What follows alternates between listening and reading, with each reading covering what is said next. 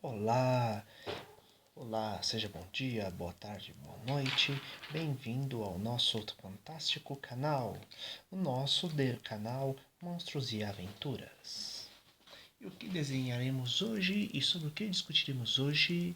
Vamos discutir sobre um monstro, melhor, uma série de monstros.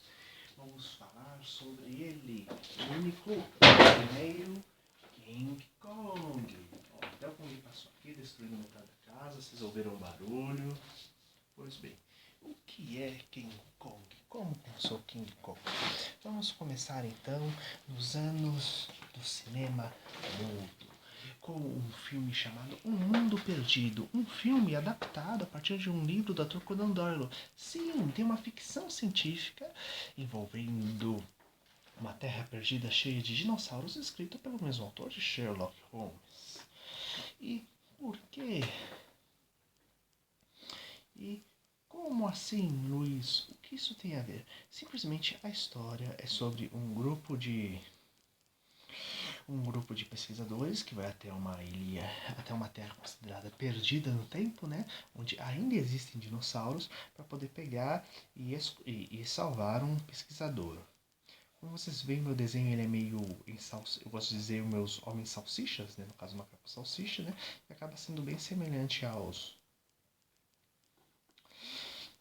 outros, por um simples aos humanoides, né? Porque ele tipo é um macaco, ele é humano, né? Tipo, ele é meio humanoide. Ele pega e simplesmente e ele tem aspecto meio humanoide o King Kong, porque ele é um sim, ele é um macaco, né? Então, prosseguindo, né, o que acontece? Esse filme justamente tem um roteiro no qual chega um momento onde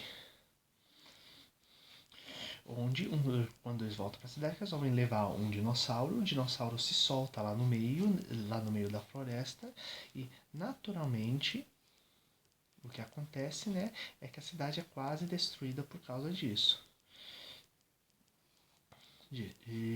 Por causa do dinossauro que escapa, né? Vou falar muita coisa, né? Dá pra vocês encontrarem no YouTube, né? E o que acontece é que o responsável por esse filme depois fez os mesmos efeitos especiais e ajudou no processo de criação do roteiro do King Kong. E o que acontece, o King Kong, né? Existem muitos documentários interessantes mostrando como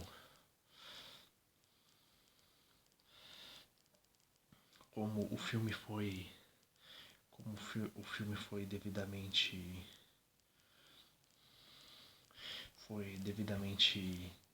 elaborado, né?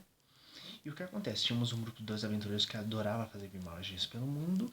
E o que acontece é que eles se reuniram fazendo várias aventuras de floresta, porque justamente eram aventureiros, lá na Primeira Guerra Mundial, saíram pelo mundo afora, depois filmando suas grandes aventuras e criando aventuras artificiais no meio da floresta, né? Claro, né? Por causa que,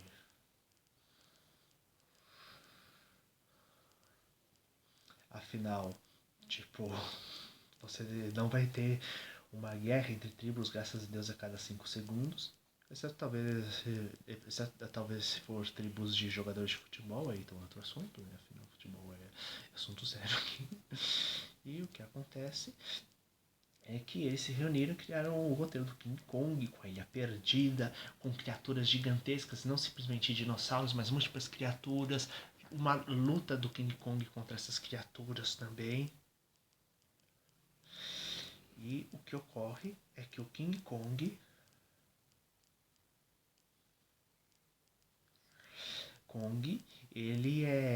tem essa historinha clássica no qual ele luta contra os monstros da ilha para pegar e salvar a humana do qual ele gosta, né? A bonequinha de estimação dele, né? E o que ocorre é que eles acabam pegando, dando um jeito de pegar e mandar e conseguir pegar a criatura, né, anestesiá-la para ir transformá-la num show de circo. Claro que não dá muito certo, né? Afinal, tipo, temos um monstro gigante dentro da floresta no meio da cidade, e ele acaba escapando, né? E você tem a grande luta do exército, né, via aviões militares para pegar e destruir a criatura, né? Anos depois, Isso aí, curiosamente, inspirou uma onda fantástica de filmes de terror baseados em macacos também. Talvez, não sei se de repente já havia uma certa tendência, né? Mas curiosamente, temos uma série de filmes de terror da época feitos justamente com a temática de macacos assassinos, né? Claro que isso influenciou muita gente, inclusive o R. Harryhausen, um dos principais criadores de monstros um dos futuros grandes criadores de monstros do cinema, monstros gigantes, e que fez clássicos como os, os Argonautas, e um dos meus preferidos, o primeiro Fúria de Tantãs, foi justamente um dos caras que pegou e assistiu esse filme quando criança. Foi uma das coisas que motivou a ele virar monstros gigantes. E por que eu tô falando isso? Simplesmente por causa que esse filme, o Ray Harryhausen criaria uma série de filmes de monstros gigantes que inspirariam um certo Ishiro Honda, um certo cineasta japonês, a pegar e também fazer o seu próprio filme de monstro gigante, que no caso seria o Godzilla. Exatamente. Tanto que a interpretação do Godzilla era dito para ele pegar e se basear diretamente no no King Kong para fazer os movimentos dele, né? E a ideia do réptil acordado por energia nuclear é uma ideia também pega do Harryhausen, só que trabalhado de uma forma totalmente nova dentro do cinema japonês, né? Com o auxílio do Tsubaraya, que depois usaria essa experiência como filmes de monstros gigantes para criar sua própria linha de filmes e seriados, que no caso seria o Ultraman, né?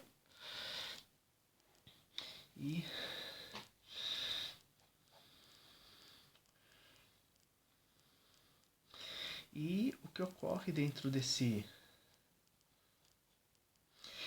processo é que tivemos a origem assim do Godzilla, né, no ocidente, do oriente, enquanto no ocidente tivemos os filmes de monstros tanto nucleares radioativos, né, quanto os filmes baseados em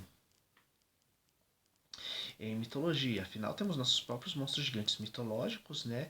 E se pensarmos bem, a ideia do macaco gigante, né, não deixa de ser uma ideia bem arquétipa, assim como do dragão utilizado no Godzilla, né? Que é a ideia do do humano selvagem, do primata selvagem, do homem macaco. Tanto que adoramos aventuras com homens da caverna surgindo no meio do nosso ambiente atual. Por quê? Inclusive o próprio Capitão Caverna, por quê? Porque adoramos ver essa parte, como trabalhar com essa parte selvagem do ser humano, essa parte monstruosa dele. Inclusive porque queremos ver o Godzilla vs King Kong, porque são dois arquétipos primordiais representando umas forças internas da natureza, que no caso se internas do ser humano monstruoso, e outras forças mais externas da natureza, né? Que no caso seria o dragão, né? Com as forças elementais. Agora vamos pegar, só colocar uma pequena proteção aqui embaixo, gente. Para não pegar e não borrar, né? Tinta. Vocês estão vendo minha carteira aqui do Full Metal Alchemist, né? E prosseguindo, isso gerou essa onda de filmes de monstros. Posteriormente teve o grande remake dos anos 70. E além disso, King Kong teve uma continuação na época chamada Filho de King Kong e teve um sucessor espiritual. Isso é um filme com o mesmo estilo, feito pela mesma equipe, só que com um clima bem mais alegre, chamado Poderoso Joey. Então aquele filme que vocês viram na sessão da tarde, que parece tão estranho, na verdade é um remake de um filme feito trocentos anos atrás, com o objetivo de pegar e tentar ressuscitar a vibe do King Kong. Uma coisa bem interessante. Olha, essa é a revista Ilusionistas, né? Ela é bem interessante, vou usar a contracapa dela, tá, gente? É que eu adoro shows de mágica também. Um dia eu vou depois desenhar um mandrake para vocês aqui e discutir sobre esse grande mágico também. Então, o que acontece, né, é que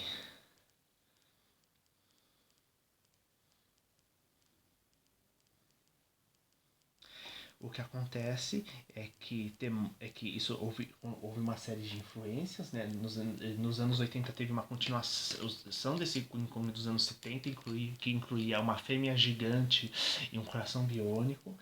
Nos anos 80, né? E nos anos 90 temos vários filmes de macaco interessantes. Temos, por exemplo, Congo, né? No qual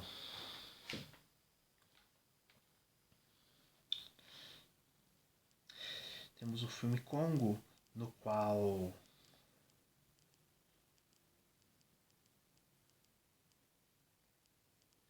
isso aí deixa ele bem bravo.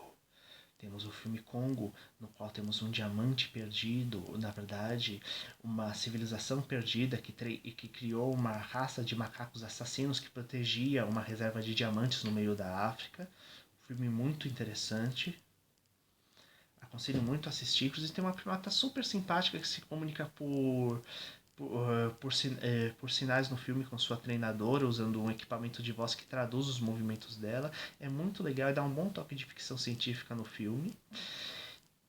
Temos o Joey, que a maioria já viu. Temos o Hóspede, que é Bananas também. Se virmos todos esses filmes de et também que tivemos também. Apesar que realmente eu tô tentando me lembrar do nome do seriado que eu assistia dos anos 90, do qual eles tinham um pé grande de estimação e que realmente a cabeça meio cônica dele lembrava mesmo um gorila. Então, bem forte, bem másculo aqui.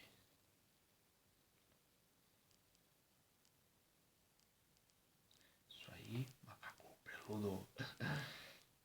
E é claro, né, que a gente tem que lembrar também que o Peter Jackson, criador do Senhor dos Anéis, também fez seu King Kong, faz todo sentido. Afinal, ele começou fazendo filmes de monstros, filmes B mais de terror, né, no qual King Kong não deixa de ser um filme meio aventura, meio terror, os primeiros, né. E o que ocorre, eu gosto de deixar esse pelo mais irregular indo para um lado para o outro, para mostrar que é um pelo meio bagunçado também, né. E o que ocorre é que ele pegou e fez um trabalho fantástico. Inclusive, tem um documentário muito legal tentando reconstruir, tentar entender como foi criado o primeiro King Kong, já que o criador do filme, o diretor, ele tinha um segredo brutal sobre como fazer os efeitos especiais, garantindo, é claro, um monte de emprego para ele. Né? Então, inclusive com alguns projetos próprios, alguns deram certo, outros não, né? Né? Inclusive, procurem o filme Tarântula, que também foi feito pelo mesmo cara, também envolvendo aranhas gigantes, né? Antes, e procurem esse documentário sobre que é muito bom. Como eu disse, ele é a base do Godzilla. Além disso, não se esqueçam que o filme, para vocês que gostam de Super Mario, o primeiro se deu justamente ele enfrentando o gorila Kong, que era inspirado no King Kong, jogando, no caso, baús, melhor dizendo, barris para pegar e derrubar o Mario, que queria salvar a princesa, que no caso não se chamava Princesa Peach, era uma outra princesinha, a Pauline no caso. Opa, isso aqui ficou muito fofo, dando uma arrumadinha. Depois, usando a sombra, a gente consegue arrumar cada coisa aqui, gente, galera.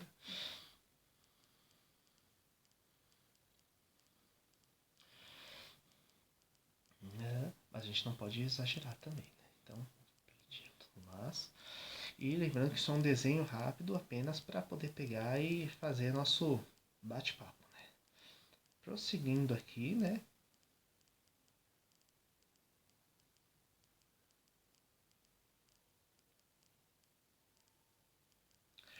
Prosseguindo aqui, né, gente?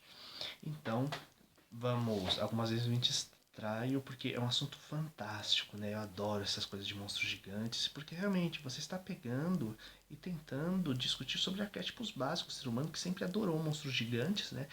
E o que acontece? Nesse novo filme do King Kong, ele está muito bom. Realmente, ele é a Ilha da Caveira porque se passa todo dentro da Ilha da Caveira, né? Mostrando partes da origem, quem e o que é o Kong, né? E realmente, como é o ambiente da ilha, não tem dinossauros, mas tem monstros exclusivos criados. E ele, basicamente, ele é um grande prequel do Godzilla. Não sei se você precisa assistir o Godzilla de 2014 para assisti-lo. Lembrando que o Godzilla americanos não tem conexão nenhuma com os Godzilla japoneses, são uma série própria, o que é muito legal, porque cada um sua versão. E vamos pegar e torcer para ser cada vez melhor as coisas, né? E o que acontece é que esse Godzilla, esse filme americano, né?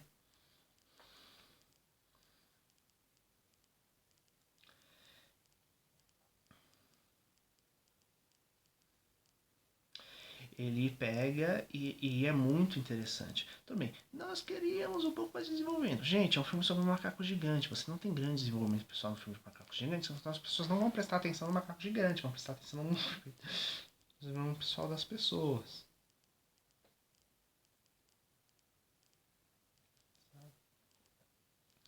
Enfim, é um filme bem divertido, tem umas situações bem interessantes e tudo mais, uma situação bem dramática, envolvendo inclusive a Segunda Guerra Mundial e muito legal relacionado com a ligação japoneses e americanos também, afinal eles foram inimigos durante a Segunda Guerra, né? E não queremos que isso aconteça de novo, por favor. Eu adoro bons filmes feitos por ambos também, né? Um pouquinho de sombrinha aqui.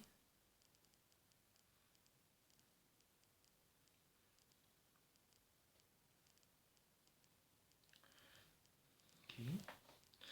E o que acontece é que esse filme, ele realmente mostra uma situação de sobrevivência dentro da ilha do pessoal tentando descobrir como sair daquela ilha monstruosa, né?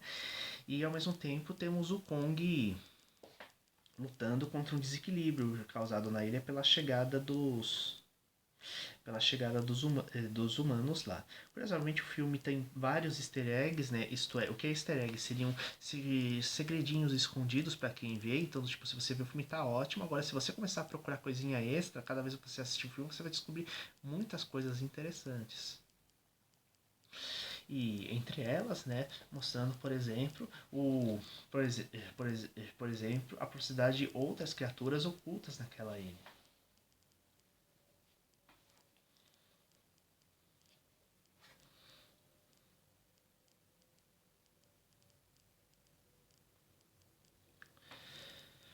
Vamos ver, espero que tenham curtido o meu King Kong. Vamos criar um cenáriozinho com bastante réu. Lembre-se, as árvorezinhas têm que ser pequenininhas aqui no caso, né? Por causa que ele é Kong. Então as árvorezinhas vão ser pequenininhas.